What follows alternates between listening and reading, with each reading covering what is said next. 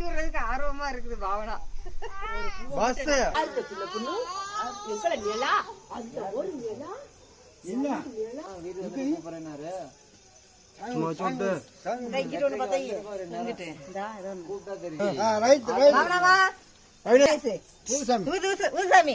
Happy birthday.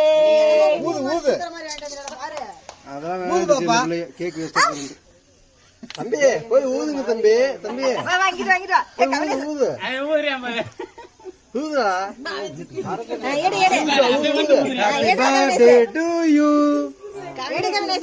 மெழுகுவத்தி எடுத்து கீழே